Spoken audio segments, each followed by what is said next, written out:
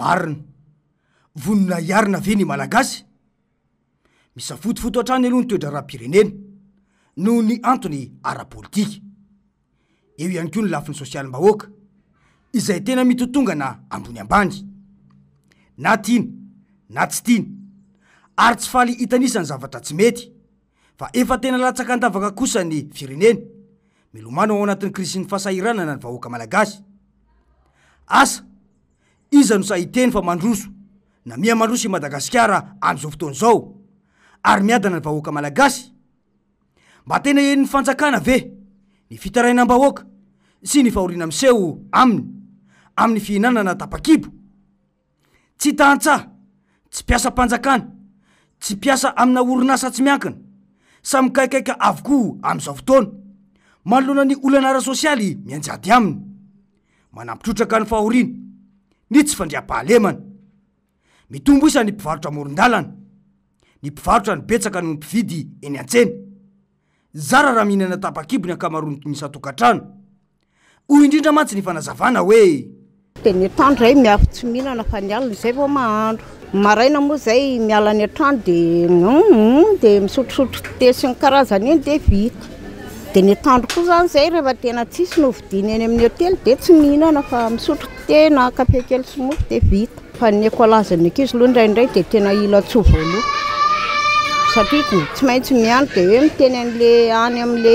fampianarana zany dia mba mamela kely zany any dia afaka miandro kely dia vidim-piainana raha malala fa tena tonga dia enjana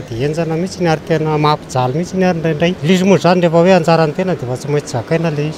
izy eny raha ohatra zao hoe reto villa alaiko reto zao anankitelo na alaiko azonao dia 2,2 vidin'izay dia izay no mba hitoravana kely vary ho an'ilay vady aman-janaka any hatrany zany ela izy moa zany tsy dia hoe atao hoe mampy fa efa hoe mba misy azy ireranana dia izay mazava izany sahirana ny malagasy ankehitriny izay zamba tsy pahina ihany no tsy mahita sy tsy mahatsapa fa mahantra ny raika amin'ny 80% ny malagasy izay efa nao mafisy ny banky iraisam-pirenena firenena fahadimy amin'ny mahantra indrindra voalohany amin'ny maloto indrindra manomboka any Marivoay ka hatrany Ambatondrazaka izarana varomasaka ankehitriny fa sokajy ny fanjakana ho tsy mahavelo tena intsony ny fanjakana ihany no mampahantra dia ny fanjakana ihany no mody mamonjy sy manavitra avy eo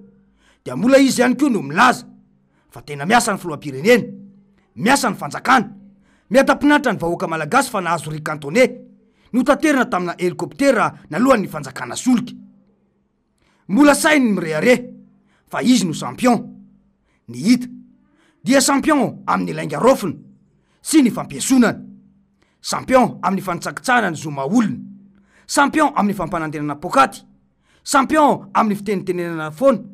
toy ny hoe omby vositra fakana taranaka champion amin'ny fitondrana ny firenena ogisitra maneran-tany ny teno azy ny taray marika samihafa toy ny hoe isika no firenena fa 110 tsy sambatra indrindra maneran-tany na le plus malheureux masotsivana andrefesana an'io ny arikarena fahobe ny firenena ny tontolo ny fahasalamana ny fahalalan'ny tanàna ny fanohanana ara-sosialy ny ady amin'ny kolikoly ary ny fampitsonjovana amin'ny samy maha olona izany no andrefesana hoe sambatra satsy ny firenena iray asa hoe izany tokoa ve ilainy lokalokana tamin'ny propagande fa hosangany aty Afrika sy no ventiventesina tamin'ny vanim-potoana ny coronavirus fa isika no anavitra izao tontolo izao ahodina hatrany ny resaka eto an-tanàna dia mbola samy rendrika daholo ny akamaroantsika mianakavy satria mbola valalabe mandry tokony hogaga ve isika izao raha misy mpianatra mandoro olona velona tany Toliara misy mpianatra mandrava sy manao sitomahery tany Tomasina mpianatra pikaroka amin'io ny resaka ny mpianatra manendaka amin'ny alina any Fianaratsoa ny mpianatra ao Mahajanga mandoro ny trano hipetrahana ny mpianatry ny vontovorona mitifitra flesy mpitandro filaminana no sady manimba fananan'olona satria misy fampianaran-diso ny alalim-paka natao teto dia hoy ny filomarikaravalmanana hoe tsisy zavatra andeha eto tsisy zavatra iova eto tsisy zavatra azo anavotana Madagasikara eto raha tsy miova mihitsy fitondrana ray manontolo ara tsy vovatsika nefa fitondrana raha tsy azotsika mifahefana manaiky zay reo de ny fomba fangalana ny fahefana maro misy tonga de mampiasa fotsiny a le hoe coup d'état satria efa misy mananotanina ny ambadibadika any tsy hiditra am'izay nefa tsika azonareo zany tsy hiditra am'izay ny antony tsy hidirina zany a zay mahatonga an'ity fireneny ity zatra nitranga tamin'ny 2009 de reo mpamatsy vola sy reo mpiaradia amitsika niataka daholo nandrindra ny volana firitaona risque io manimba ny sain'ny malagasy na ny mponina anatina firenena anankiray tsy miditra am'izany tsika faharoa le fifidianana zay hoe raha mbola misy kio ny farany zay iny itsika zay tonga amin'ny fotoana farany tsika zany zao atena itsika anatena zavaritsika fa mila miomana tsara ary tsika de milaza aminareo tsara fa tena miomana efa any amin'ny 20% ny fiomanantsika zao fa iteny aty tsy hoe la de iteny an'le tediavinareo mbola mamerina ihany a fa zavatra ho ataoko atao anatikato anao zay anovanany ty fireneny ty anatin'ny fotoana foy marina mihitsy izay voalazan'izay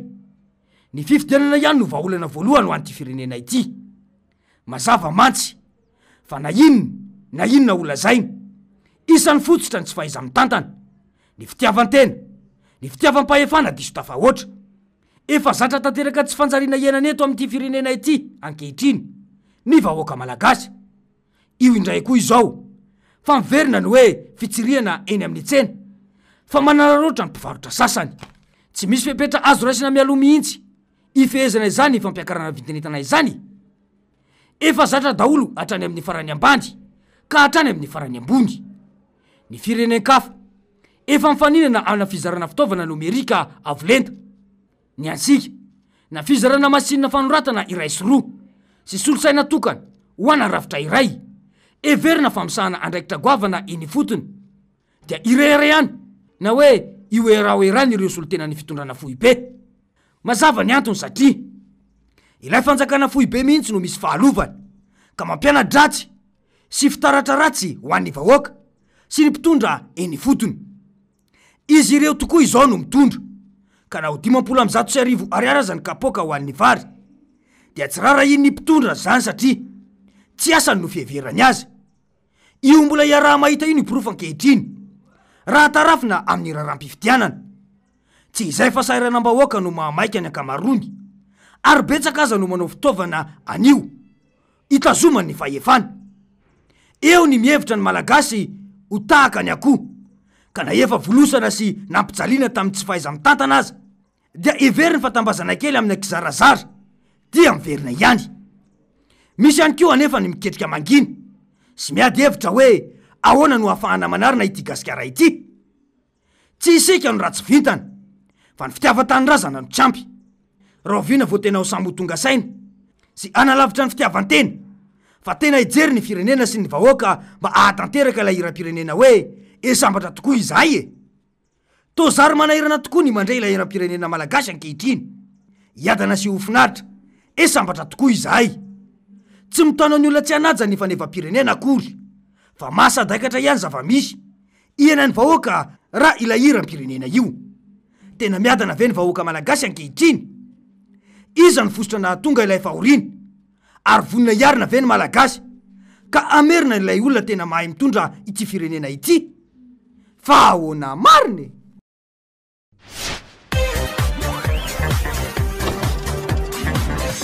ahoana mariny